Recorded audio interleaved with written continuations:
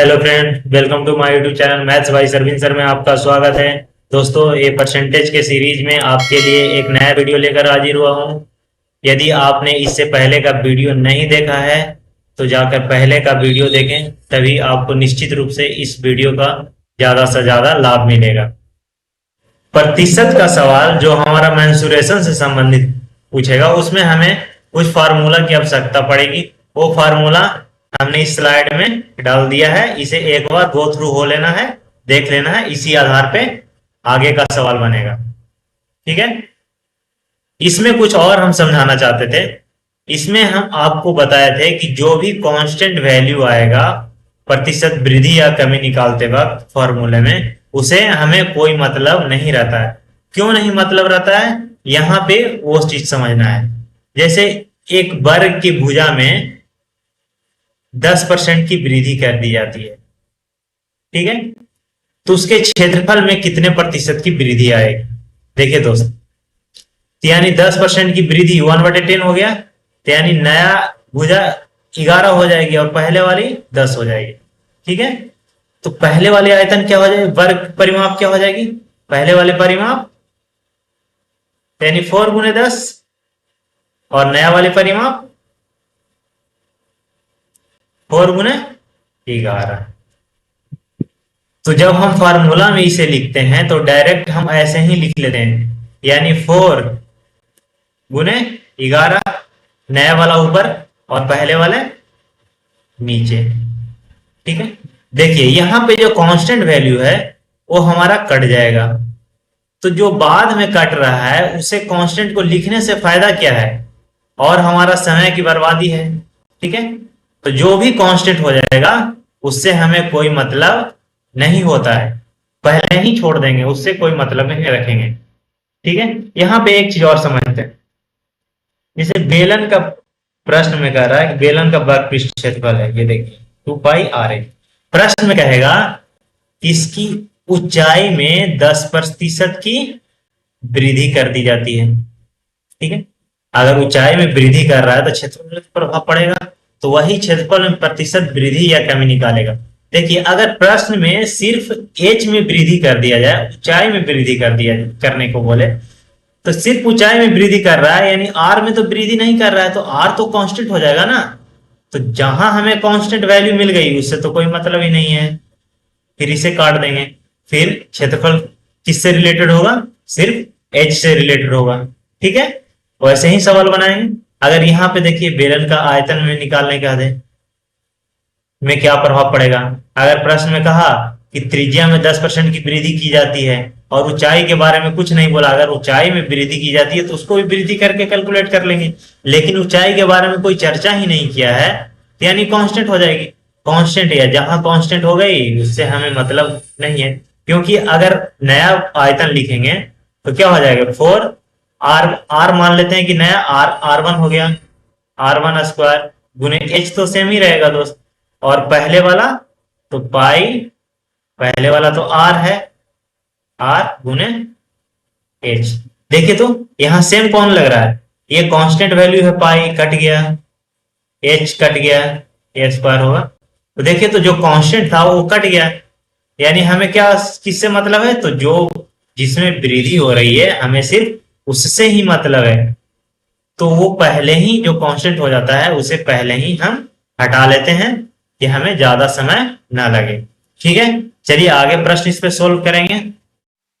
चलिए नेक्स्ट प्रश्न देखते हैं। नेक्स्ट प्रश्न में कह रहा है घनाभ की लंबाई में 28.4/7% की वृद्धि, चौड़ाई में 33.1/3% की वृद्धि और ऊंचाई में 16.2/3% की वृद्धि की जाती है, तो आयतन पे क्या प्रभाव पड़ेगा, कितना वृद्धि या कमी होगी। ठीक है दोस्त, लंबाई में क्या कह रहा है, वृद्धि कर रहा है 28.4/7%। इसे फ्रैक्शन में बदलेंगे दोस्त। 28.4/7 का फ्रैक्शन वैल्यू नहीं जानते हैं, लेकिन 14.2/7 का वैल्यू जानते हैं 1/7, और इसका 14.2/7 का देख रहे हैं दुगना हुआ है, यानी 2/7 हो जाएगा, इसका 1/7 का दुगना, यानी लंबाई पहले कितना था दोस्त 7, और नया लंबाई में क्या होगा नया लंबाई में 2 की वृद्धि हुई है, यानी क्या हो जाएगी नया लंबाई 9 और पुराना लंबाई 7। उसी प्रकार चौड़ाई में 33.1/3 प्रतिशत की वृद्धि।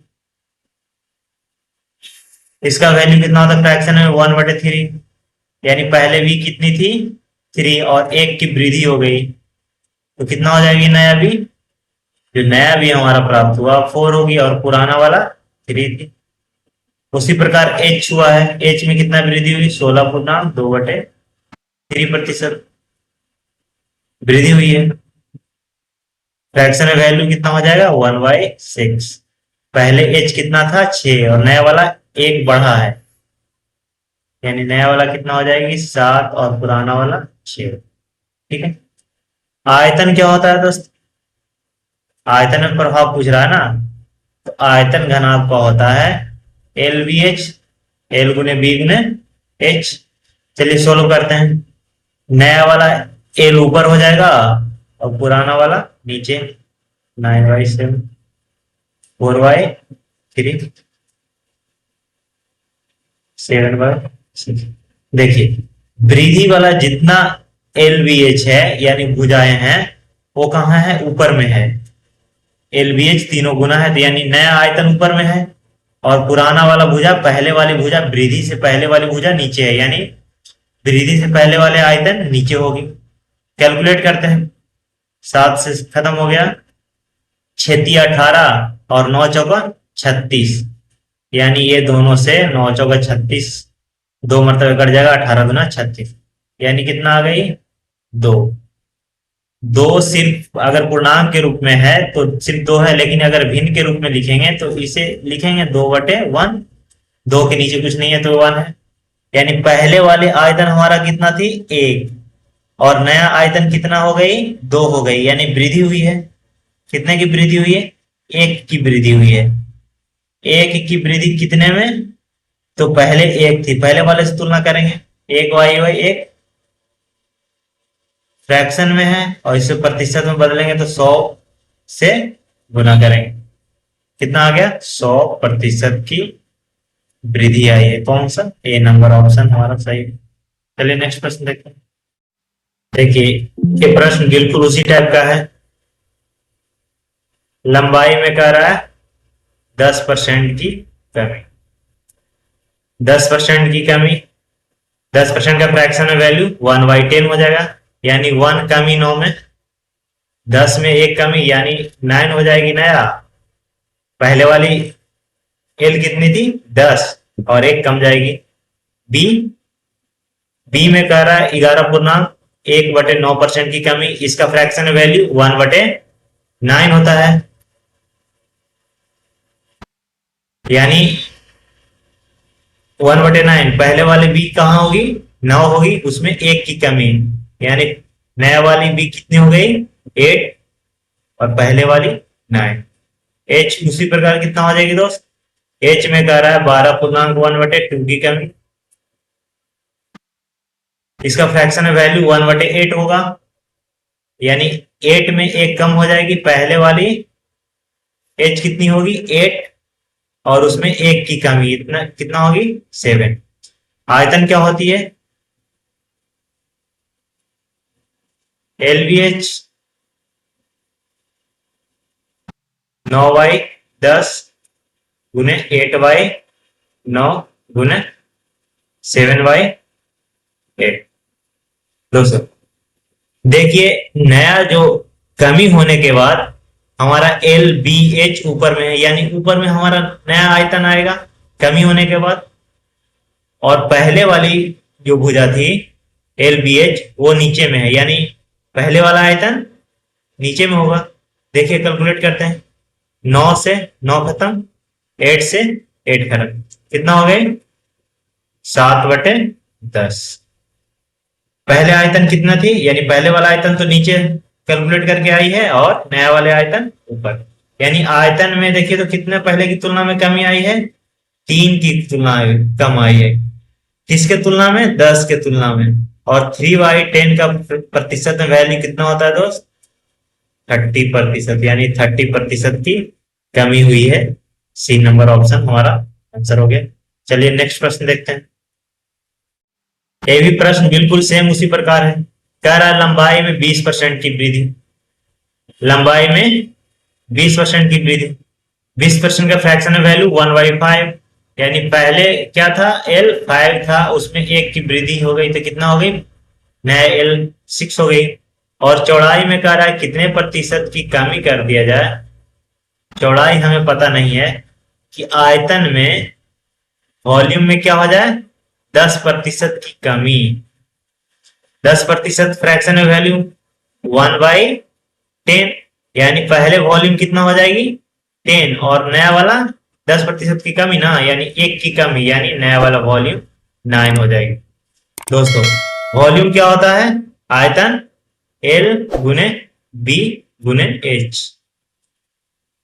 दोस्तों जब भी फ्रैक्शन में सॉरी प्रतिशत में जब भी कुछ कांस्टेंट होता है तो उसे हम हटा लेते हैं। यहां पे देखिए दोस्त एच के बारे में कुछ नहीं बोला है, यानी एच क्या हो गया, एच नहीं बढ़ा होगा तो नहीं बढ़ा है ना घटा है, तो एच तो कांस्टेंट हो गया, तो यानी हमें एच से कोई मतलब नहीं रहा। ठीक है, यानी वॉल्यूम क्या था, तो नया वाला वॉल्यूम 9, पहले वाला वॉल्यूम 10। एल कितना है, तो नया वाला 6 5, एल बी ऐसे ही रहने देते हैं, बी तो हमें पता नहीं, बी ज्ञात करना है। ठीक है, कैलकुलेट करते हैं, 5 से कटेगा, 5 से 5 दूना 10 कटेगा, 3 से कटेगा 3 दूना 6, यहाँ 3 तिया 9। देखिए इसे कैलकुलेट करेंगे तो इधर बी के साथ जो भी वैल्यू है, बी निकालने के लिए बी के साथ जो भी वैल्यू है उधर उसे इधर से हटाएंगे, इधर से हटाएंगे मतलब लेफ्ट तरफ भेजेंगे इसे, तो इधर अंश के रूप में है 2, तो बराबर उस साइड जाएगा तो ये कहाँ आएगा, हर में आके गुना होगा, तो अंश में तो 3 रहेगा और हर में आके 2 2 4 हो जाएगा। ये बी का वैल्यू आ गई, यानी बी पहले कितना था दोस्त 4 थी, और नया बी क्या आई है, यानी वृद्धि या कमी होने के बाद 3। तो देखिए तो वृद्धि हुई है या कमी हुई है बी में, यानी बी में कमी हुई है पहले की तुलना में, 1 की कमी, किसके तुलना में 4 के तुलना में, यानी प्रतिशत कमी निकलेगा, प्रतिशत कमी। और 1/4 का प्रतिशत में वैल्यू कितना होता है दोस्त 25%, यानी 25% की कमी हुई है। सी नंबर ऑप्शन हमारा आंसर हो गया। चलिए नेक्स्ट प्रश्न देखते हैं। देखिए प्रश्न बिल्कुल उसी टाइप का है। प्रश्न में कह रहा है घनाभ की लंबाई में 25% की वृद्धि कर दी जाए और चौड़ाई में 20% की वृद्धि कर दी जाए तो आयतन पे क्या प्रभाव पड़ेगा, यानी आयतन, आयतन क्या होता है दोस्त एल गुने बी गुने एच। अब हम डायरेक्ट कैलकुलेट करेंगे, 25% की वृद्धि कर रहा है लंबाई में, 25% का फ्रैक्शन में वैल्यू कितना होता है दोस्त 1/4, यानी पहले एल कितनी थी 4 थी और उसमें 1 की वृद्धि हो गई, यानी 5 हो गई, पहले कितने थी 4। ठीक है, चौड़ाई में 20% की वृद्धि, 20% का फ्रैक्शन है मान दोस्त 1/5 होते हैं, यानी पहले कितनी थी बी 5 थी और अब क्या हो गई, एक वृद्धि हो गई, कितना हो गई 6/5। तो उसके आयतन में क्या प्रभाव पड़ेगा, ये तो आयतन निकल रहा है हमारा दोस्त। देखिए इसमें एच की कोई चर्चा नहीं किया है, यानी एच क्या है, या एच में ना वृद्धि हुई है ना कमी हुई है, यानी एच कांस्टेंट है। और प्रतिशत में जब भी प्रतिशत के रूप में निकालना रहेगा वृद्धि या कमी, तो जहां भी कांस्टेंट हो उसको वहां से हटा देंगे, उससे हमें कोई मतलब नहीं होता है, यानी एच से हमें कोई मतलब ही नहीं। अब हमें जो कैलकुलेट करना है इतना ही में करना है। ठीक है, कैलकुलेट करते हैं, 5 से 5 कट गया, 2 से कटेगा 3 दूना 6, यहां से 2 दूना 4, यानी कितना आ गया, नया वाला आयतन ऊपर में 3 आया, पहले वाला आयतन 2 आया, यानी देख रहे हैं कि आयतन में क्या हो रहा है, वृद्धि हो रहा है ना, एक का वृद्धि हो रहा है, कितने में, कितने की तुलना में 2 की तुलना में, तो प्रतिशत वृद्धि होगी हमारा, आयतन में क्या होगी प्रतिशत वृद्धि, तो कितने प्रतिशत की, तो फ्रैक्शन में वैल्यू हुआ 1/2, और 1/2 का प्रतिशत मान कितना होता है 50%। सर बी नंबर ऑप्शन हमारा आंसर हो गया। चलिए नेक्स्ट प्रश्न देखते हैं। ये प्रश्न बिल्कुल उसी प्रकार से है दोस्त, आयतन में ही वृद्धि प्रभाव पूछ रहा है, यानी भी एल में क्या हो रहा है, 20% की वृद्धि। 20% का मतलब 1/5, यानी पहले 5 थी, अब क्या होगी, 1 की वृद्धि हो गई, यानी क्या हो गई 6/5। ठीक है। चौड़ाई में क्या हो गई, 30% की वृद्धि। 30% का मतलब 3/10, पहले 10 थी, 3 की वृद्धि हो गई, यानी क्या हो गई 13/10। ऊंचाई क्या हो गई, ऊंचाई में 50% की कमी। 50% का फ्रैक्शनल वैल्यू 1/2, यानी पहले 2 थी, अब 1 की कमी हो गई, तो कितनी बची, 1 बची, और पहले वाले 2। कैलकुलेट करते हैं। तिरछका 78, घट के आयतन आ गई। पहले वाला आयतन तो नीचे है, कितना है 100। पहले आयतन 100 थी, घट के 78 आ गई। कितने की कमी हो गई, 22 की कमी। कितने में, 100 में। तो प्रति 100 में ही तो प्रतिशत होता है, प्रति 100 में जो कमी अधिक हुई वही तो कमी अधिक हो गई, 22% की।